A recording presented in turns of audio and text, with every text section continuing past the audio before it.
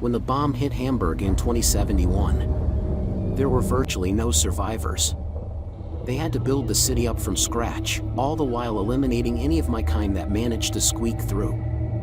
Still wonder why we hate the regular humans? Some say that mutants don't really exist. That we're just an urban legend. I know. I was there. I was 10 years old. I chuckle when I see the wanted poster the Zolotls have put up. That's the official name of the cyborg police force.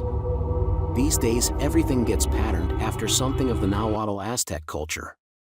Zolotl was the dog-headed god of the underworld. I just call them sons of bitches. Wanted. Mutant terrorist. Amalek. 37. Terror actions against Tezcatlipoca/Itzpapalabal. Including demolition of Heroes of German Federal Republic. Memorial. Dragon Girl shook her head disapprovingly. Not a very good likeness of you. Is it? I like the harsh, angular features, and you can't beat those murderously piercing eyes. They've made you the mutant terrorist poster child. You'd almost think they're trying to do a recruitment drive for you.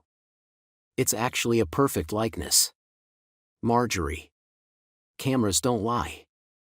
Whenever anyone sees me, regular people, I mean, their brains get scrambled. They can't process what their eyes are telling them. You're one of the few mutants who are an exception to that rule. She was still plagued by her old insecurities. Marjorie, not all mutants mature at the same rate. You've proven yourself time and time again. If you hadn't, do you think I'd be following you into the very mouth of the jaguar? She brightened up. Amalek, why have we been waiting so long to act? I worked in the temple. I can get us in the very obsidian mirror nerve center. They won't even know we're there. We were ready months ago. And I've been champing at the bit. I want to take them down as much as you do. What's so special about today? November 8, 2091. 572 years ago. Cortez entered the city of Tenochtitlan. That was the start of the fall of the Aztec Empire. Aztec calendar used a 52-year cycle. 1519 was the year called one read. So is 2091. Tonight you and I enter the temple of Tezcatlipoca/Itzpapalabal. Aztecs tore out hearts. These Neo-Aztecs tear out souls. It's high time someone returns the favor and offers their hearts and souls on Huitzilopochtli's altar. One thing I do have to caution you about. This close to the temple. Don't call me Amalek. Her hand went involuntarily to her mouth. Her voice came out in a hushed whisper. Shit. You're right. I don't know how far their surveillance goes. Just because we're 3 miles away here doesn't mean they can't hear us. Thomas Karnacki and Marjorie Cantrell aren't on their radar. An honorable mention on that poster would have been nice. Though, she quipped. Been after me for nearly 10 years, you? Just 3 months. Even from 3 miles away the Temple of the Obsidian Mirror is breathtaking. Like an opalescent mother of pearl shell glistering in the moonlight.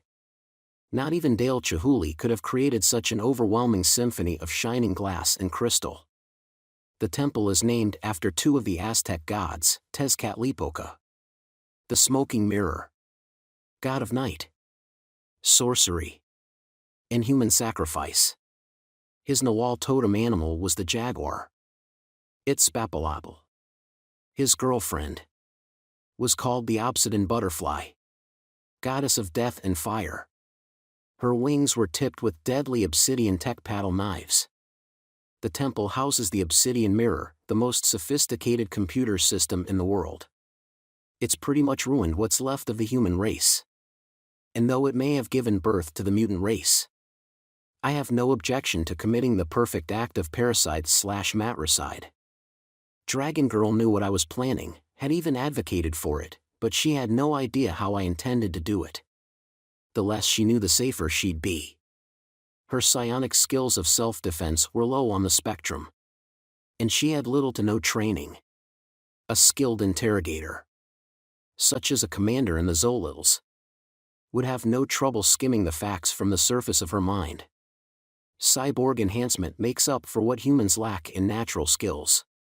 The truth is, the pouches and pockets in my jacket are loaded with 33 packets of well-cushioned mercury fulminate. Heavy-duty explosive. Very heat, friction and shock sensitive. I've a surprise prepared for the Temple of the Obsidian Mirror. 5 years ago, an exhausted Marjorie Cantrell had found her way to us. She'd worked at the temple for 2 years. Like all other employees, she had had her computer surgically installed in her right hand. It was now organically part of her body. The keeping of her job depended on taking the implant. But an even more advanced computer system was being installed and tested. The Obsidian Mirror. We knew almost nothing about it. But Marjorie had witnessed tests. And she told us how it was as if the subjects had lost their souls, and something alien and inhuman had taken their place. The only overt physical sign was that one's iris took on a brilliant silver color. That she was a plant was a foregone conclusion. That her eyes weren't silver meant little. Didn't she realize that by coming to us like she did, that the temple would know our location? She still had the implant. That's when she unwrapped the bandages on her right hand. She had smashed and broken every bone in her hand. The hand was bruised nearly black. She'd taken a rock and hammered at her hand mercilessly until she was sure the implant was totally deactivated. It had taken her weeks to recover. She wanted to join us. There was little doubt she was mutant, though she scored extremely low on the psychic spectrum. Her only request was that we amputate her hand. She didn't want to take the slightest chance of betraying us. She felt there was still a possibility the implant might regain functionality. Impressed with her dedication, we welcomed her into our cell. We were able to fit her with a mechanical prosthetic. You do gain some skills living on the edge as we did. We called her Dragon Girl because of the unfinished tattoo of a dragon she'd had done on her right shoulder. This was in honor of the main character in her favorite book. The Tezcatlipoca/Itzpapalatl Temple of the Obsidian Mirror resembles the Pyramid of the Sun in Mexico. It covers an entire square kilometer and is 300 meters high. Zolitl guards flank the entrance, 7 meters high. Suits of mecha armor, each containing 3 operators. It took me until I'd gotten close enough to realize these were cyborgs in mecha armor and not just robots. But their minds were almost on the delta level of deep sleep. I suspected their eyes were silver. Dragon Girl and I were entering by the southern gate. Doors 15 meters high and carved of genuine sapphire and darkly seasoned bronze. Though I admired the undeniable majesty of the artwork, I remembered what Jesus said about marble tombs. They do indeed appear beautiful outward, but inside they're filled with dead men's bones and all uncleanness. We joined the throng entering into the temple. I can rely on my abilities to keep us unnoticed. The Zolitl dog soldiers pay us no mind. We step into the entry passage. It extends 100 meters, and then we are inside the temple proper. We look upon the magnificently carven walls of a hollow pyramid. They are carven with the most exquisite mosaics and bas reliefs. The full expanse of the temple is an 800-meter square. Gaudy paving stones depict the multitudinous gods of the Aztec pantheon: Tlaloc, Quetzalcoatl, Xipe-Totec, Xochiquetzal, and others. I have seen St. Peter's Basilica in Rome. That entire cathedral complex could fit inside this temple. 250,000 adherents could come here and not feel crowded. The stairs, balconies and galleries all converge toward the apex of the inner pyramid. 240 meters above the 100-meter sunstone of Huitzilopochtli, greatest of the paving stone mosaics. My psychic gorge rises. Everywhere I see vacuous eyes, and every single one of them are silver. It's like looking at a crowd of junkies waiting for their fix. No, not all. A small handful of eyes are colored normally. This could be a problem. The addicted adherents are corrupted. I care nothing about them. But others might be innocent. Do I want their blood on my hands? I steel myself, how many of them would have shied away from hunting my new-made mutant brethren in the first days of the desolation? I'm relying here on Dragon Girl's memory. Those walls are all 100 meters thick. Despite what most folks want to believe. Mutants are not mind readers. My instincts can point me in the right direction. But not much more than that. The contented cows pay no attention as Dragon Girl and I vanish into a passage. All of the passages are 10 meters high and half as wide. To accommodate the Zolil dog soldiers. Who stand 7 meters each. We keep on going higher and higher. I've suspected the nerve ganglion of the obsidian mirror would be in the capstone. Finally. Dragon Girl turns back to me and grins. This is it. On the other side is the nerve center of the obsidian mirror. We blow that and the game's over. How do you know if I'm planning to blow anything up? She seemed uncertain for a moment. As if I'd caught her off guard, which I think I have.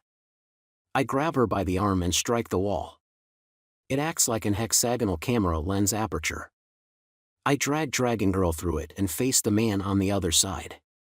Adrian Connaught. Had a feeling I'd see you here. The man is a bit stooped and his hair is whitish gray. He looks like he's 50, but he's no older than 30, my age.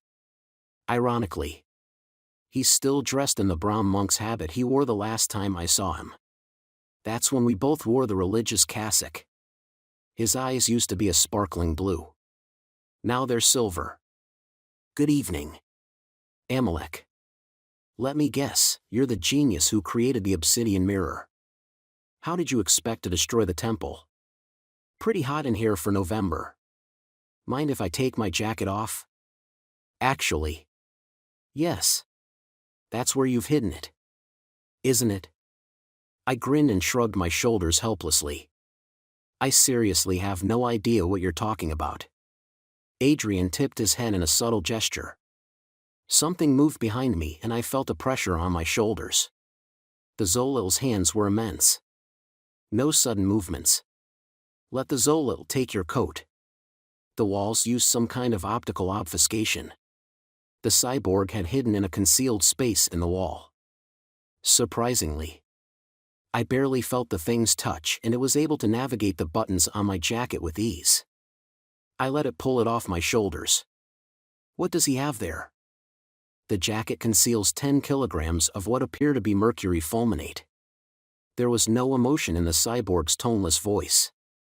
There was a sudden look of startled panic on Dragon Girl's face. You were carrying that? It could have killed the both of us. You might not have even gotten here. This is your great plan? You were willing to bash the fuck out of your hand. That showed you could make sacrifices, even up to and including your life. The less you knew, the less chance somebody would figure out what I was up to. The chemicals are inert, the cyborg said. What are they? Then. If not fulminate of mercury? Padding for my coat. Baby. It's cold outside. Don't you know it's November? I said, laughing sarcastically. The cyborg broke in. Initial chemical analysis confirms 100% mercury fulminate. Then we need a more in-depth analysis than you can provide. Convey it to the laboratory. I want to know why this mercury fulminate is not behaving like mercury fulminate. I want to know what you're up to. Thomas. This time I saw the Zolil vanish into the wall. It had all the fulminate. I don't know where the lab facilities were, but the further they were taken, the harder it would be to maintain its stability. Dragon Girl spoke up. Adrian, can I have the mirror? I think I've more than earned it. In honor of your sacrifice. Come. Drink. He handed her a crystal goblet. It was the same kind I'd seen adherents drinking from in the temple. She put it to her lips and drank. Immediately a change began to come over her. It was like all the tension flowed out of her, replaced by the silver liquid in the cup. When she turned to look at me, there was such an indescribable look of peace on her face. But not a natural peace, she looked like she was drugged. The look of joy on her face was an alien joy. Whatever was looking out of Marjorie Cantrell's silver eyes was no longer human. The peace that passeth understanding. That's an abomination. Adrian. And you know it. Thomas, the human race has gone through tens of thousands of years of evolution. But it's time we take control of our own evolution. It's fitting we give Mother Nature a chance to rest. Come, not to drink, but to look. Look upon my work, ye mighty, and despair. Shelley would be proud of you. Nonetheless, I looked. What I saw in the goblet defied description. It was as if I looked at the waves of an ocean. In miniature. There was something almost hypnotic in its shimmering beauty. What am I looking at? Life, but life based on the silicon atom. Life which I've created. A single drink and 37 trillion submicroscopic nanoparticles enter into every one of the 37 trillion cells in the human body. You really think you and your kind are mutants? Thomas? Humans have always had some level of psychic ability. But it's very low yield. They often show up during a crisis, like in 71. Just Mother Nature's way of helping the human race survive. But those abilities will no longer be necessary. You'd trust your abilities to save you, rather than on my obsidian mirror. And that I cannot have. Why do you think you've been hunted all these years? Because I've gotten people to fear you. I've magnified your imagined abilities until people think you're monsters. They can't afford to take a chance. He turned to Marjorie. Why don't you tell him? Tell him how you fooled him. How you fooled them all. She looked at me with those now insanely smiling eyes. You really thought I was making this big sacrifice for the cause?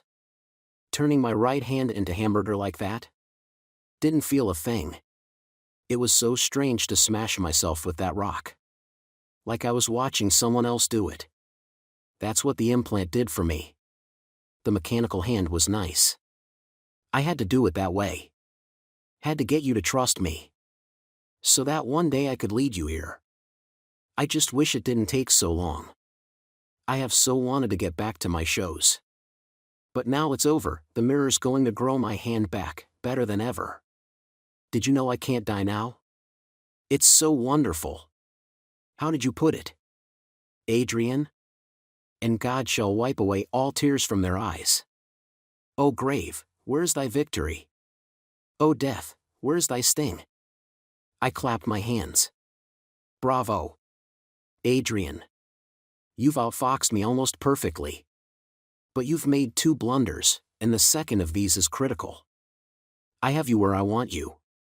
I see no blunders there. Rather, I have you where I want you.